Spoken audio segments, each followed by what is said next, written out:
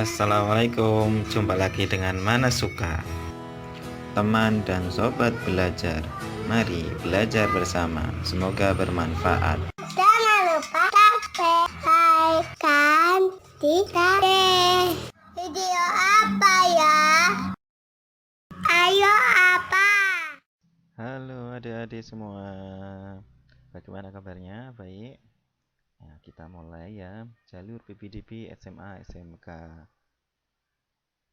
Mungkin adik-adik sudah mempunyai keinginan sekolah lanjutan di sekolah tertentu atau udah ngecem apa ya bahasanya ya, tapi masih ragu-ragu ya kira-kira diterima atau tidak. Kenapa ya? Karena ketika salah jalur bisa gagal loh. Kalau pengen sukses, kita simak pembahasan jalur PPDB SMA SMK. Ada pernah nggak jalan-jalan tanpa tujuan? Pasti hanya muter-muter kan, dan tidak tahu nih sampainya kapan dan di mana. Kok bicara jalan-jalan? Ini maksudnya loh, ketika kita ingin mengetahui jalur PPDB, maka kita harus tahu tuh aturannya, bagaimana aturannya di tahun ini. Nah, kita lihat peraturan Gubernur Jawa Tengah nomor 14 tahun 2020 tentang penerimaan peserta didik baru pada sekolah menengah atas, sekolah menengah kejuruan, dan sekolah luar biasa di Provinsi Jawa Tengah. Oke, video kali ini berarti kita membahas tentang penerimaan SMA, penerimaan peserta didik SMA, SMK di Provinsi Jawa Tengah. Ini peraturannya disahkan pada tanggal 11 Mei 2020. Belum lama ya.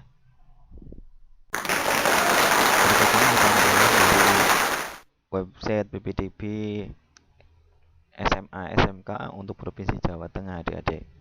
Jadi besok ketika kalian mau daftar akan mengunjungi website seperti di layar ini. Lalu bagaimana pendaftarannya? Ternyata di tahun 2020-2021 akan ada pendaftaran siswa untuk SMA dan SMK. Sebelah kiri menunjukkan SMA, sebelah kanan menunjukkan SMK. Di SMA sendiri dibagi menjadi 4 jalur, adik-adik. Jalur pendaftaran yang pertama adalah zonasi, yang kedua prestasi, yang ketiga afirmasi, yang keempat adalah perpindahan orang tua. Sedangkan di SMK hanya satu jalur, yaitu jalur reguler. Oke, sampai sini tentunya ketika salah memilih jalur bisa gagal ya.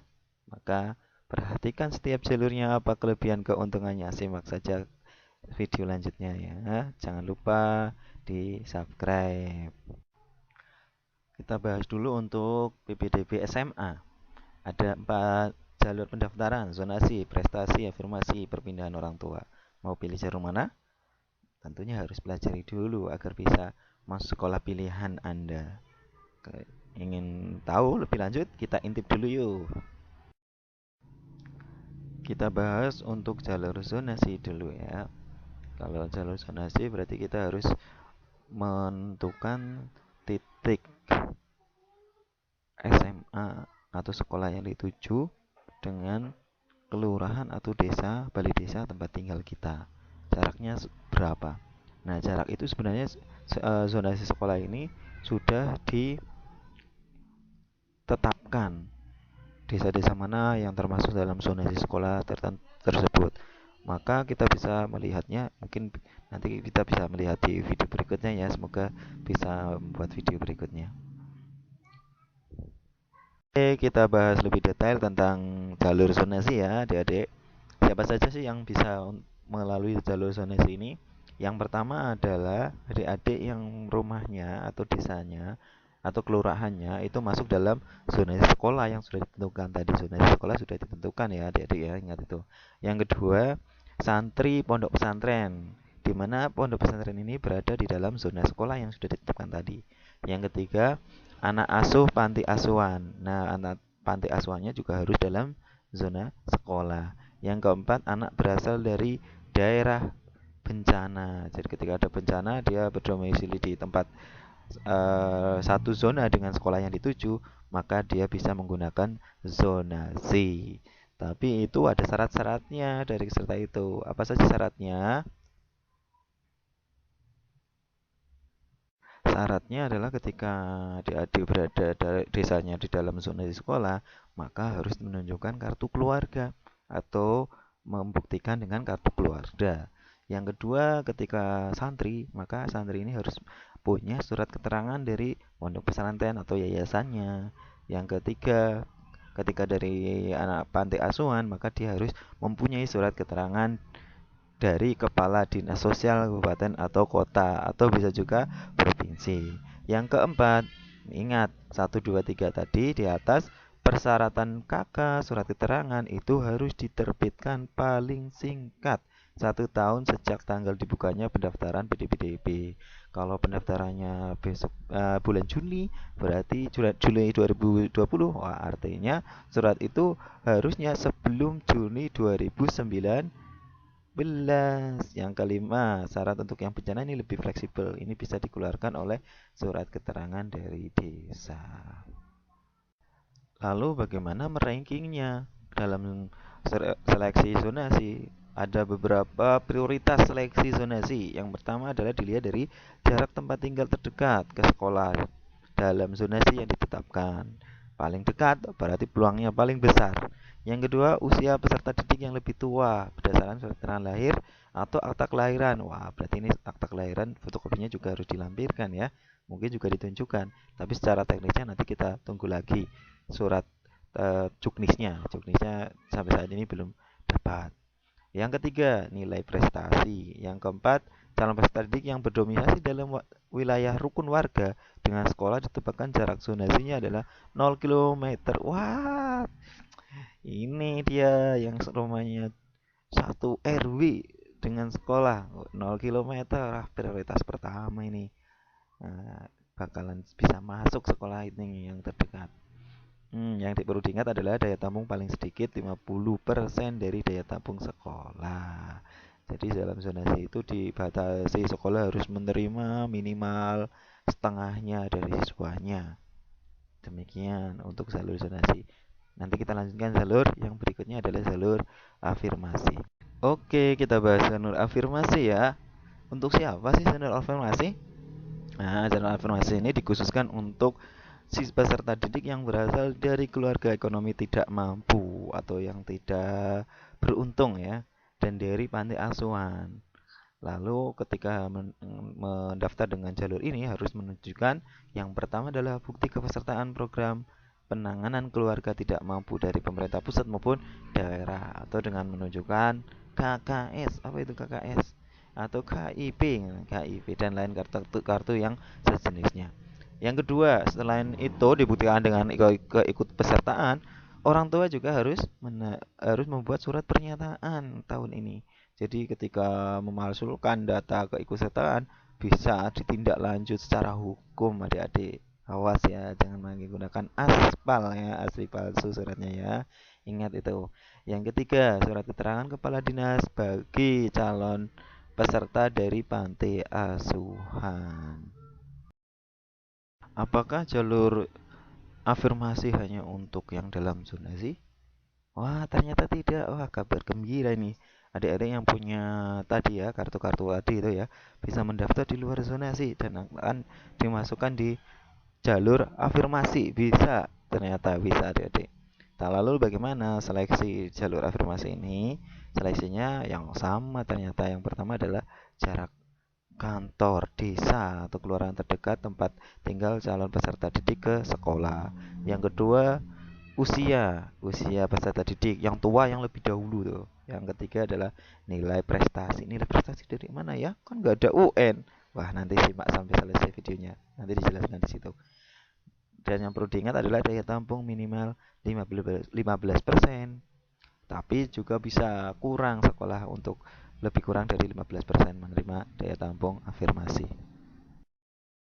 Oke, lanjutnya jalur perpindahan tugas orang tua atau wali. Jalur ini terdiri dari peserta didik yang mendaftar melalui jalur merupakan peserta didik di luar wilayah zonasi sekolah yang dituju. Misalkan adik-adik itu tinggalnya di Kebumen, orang tuanya tinggalnya di Temanggung. Wah, pingin milih sekolah di Temanggung, bisa lewat jalur perpindahan tugas orang tua. Lalu apa buktinya? Buktinya adalah surat penugasan dari instansi, lembaga, kantor atau perusahaan yang mempekerjakan orang tua tadi, orang tua adik-adik itu. Kuota jalur ini itu digunakan juga bisa untuk anak guru. Wah, selamat nih Bapak Ibu guru yang punya anak, mau punya anak SMA, bisa menggunakan jalur afirmasi. Penasaran dengan jalur afirmasi? Wah, tapi jalur afirmasi ada prioritas seleksinya. Yang pertama, jarak kantor desa atau kelurahan terdekat tempat tinggal calon peserta didik ke sekolah. Yang kedua, usia peserta didik yang lebih tua berdasarkan surat keterangan lahir. Yang ketiga adalah nilai prestasi. Dari jaraknya tetap ada pengaruhnya. Tapi kan ada daya tampungnya ya. Jangan khawatir, berarti tinggal dilihat daya tampungnya. Maksimal 5%. Kalau yang mengambil jalur ini sedikit, ya ada peluang banyak ya. Bisa peluang diterima banyak walaupun jaraknya jauh gitu kan.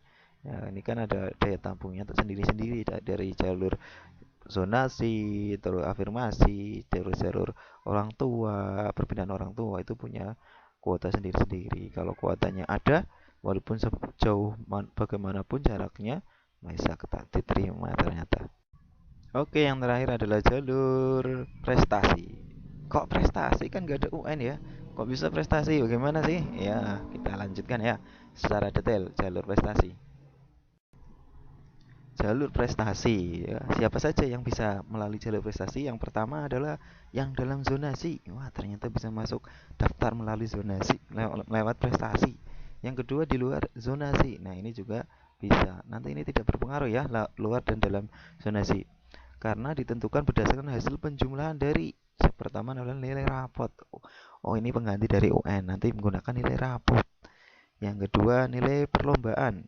Prestasi kan tidak hanya rapot melulu ya, ada perlombaan-perlombaan tenis, voli, sepak bola, atau itu yang non akademis. Bisa juga lomba secara akademis. Wah, juara satu lomba matematika tingkat provinsi. Wah, hebat. Ini bisa masuk ya. Tapi ada syaratnya nanti. Untuk hasil perlombaan itu, piagamnya ada syarat batas waktunya. Yang ketiga adalah poin atau nilai zonasi. Jadi ketika 1 2 yang dalam zonasi nanti ada tambahan nilainya. Tadi yang piagam penghargaan lomba-lomba akademis maupun non akademis itu dibatasi waktunya.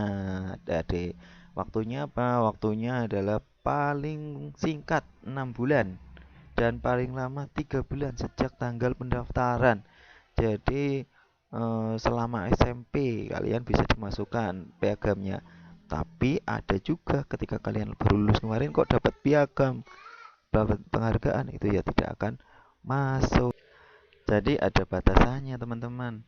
Dicek dulu ya sertifikatnya ya. Terus berikutnya, peserta didik yang berdomisili di dalam zonasi sekolah dan mendaftar melalui jalur prestasi mendapat tambahan poin. Asik ini yang dalam zonasi tambah poin nih.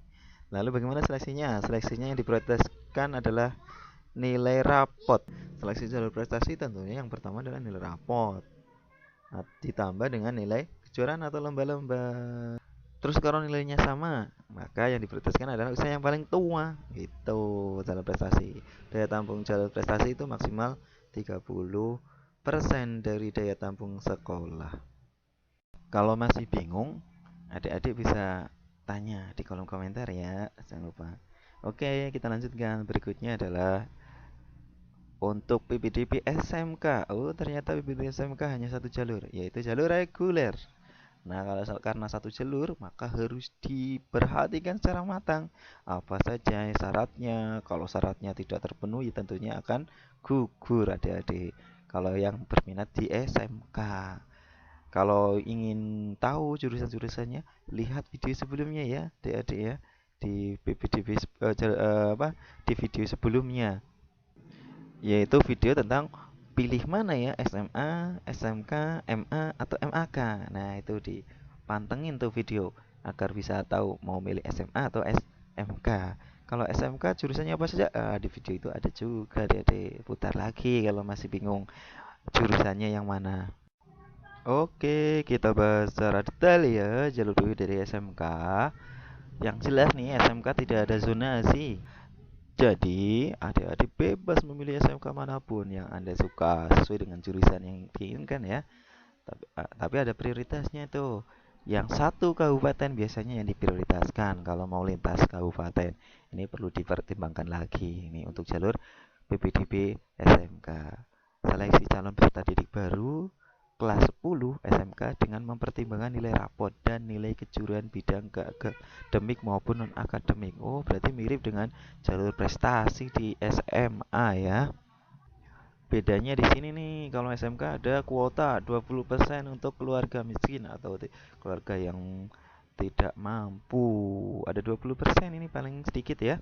Tapi ketika 20% yang daftar tidak ada 20%. Wah, untuk kesempatan untuk adik-adik yang tidak punya kartu keluarga miskin nih.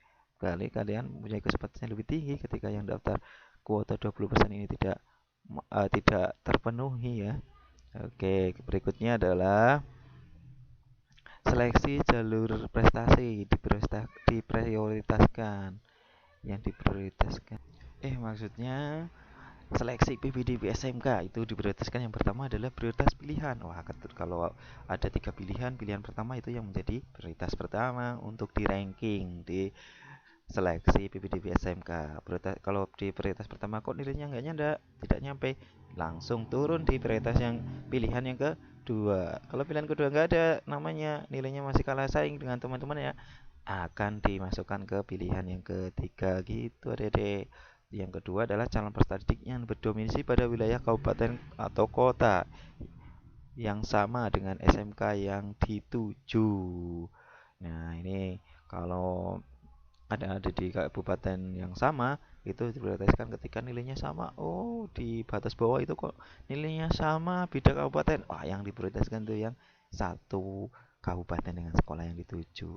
Dan yang ketiga adalah usia yang paling tinggi calon peserta didik. Jadi usia yang paling tua yang menjadi prioritas pertama. Kalau di batas akhir yang diterima 144, tapi adik-adik di nomor 145 dan ada yang 144 nilainya sama, tapi adik-adik mempunyai mempunyai umur yang lebih tua. Wah, adik-adik akan loncat menjadi yang 144. Selanjutnya adalah tentang nilai rapot. Nah, nilai rapot itu yang dimaksud di sini karena UN tidak ada adalah nilai rapot dari semester 1 sampai semester 5 atau dari semester 1 kelas 1 sampai semester 1 kelas 3 waktu adik-adik SMP atau MTS. Ini formatnya seperti yang ditampilkan. Jadi nanti sekolah akan membuatkan adik-adik seperti ini, ada kop sekolahnya masing-masing, terus nilainya itu di rata-rata. Nah, nilai rata-rata itulah yang akan menjadi penentu adik-adik ketika mendaftar di SMA dengan jalur prestasi atau dengan jalur yang lain. Yang terkhusus adalah untuk SMK. Wah, pasti pakai gunakan ini nih yang SMK nih ya, maka cermati ya nilainya. Oke, terakhir adik-adik informasi tentang PPDB secara resmi. Adik-adik bisa akses tuh melalui http titik dua space pdk jatengprof.go.id. Tapi ketika saya akses, belum siap kayaknya adik-adik, jadi belum ada informasi tentang PPDB, masih menggunakan informasi PPDB tahun kemarin karena cara juknisnya memang dari Dinas Pendidikan itu belum ada kayaknya tahun ini. Adik-adik bersabar ya, nanti kalau sudah ada juknisnya insya Allah dibuatkan videonya agar lebih mudah adik-adik untuk memahami PPDB dan sukses di PPDB. Amin.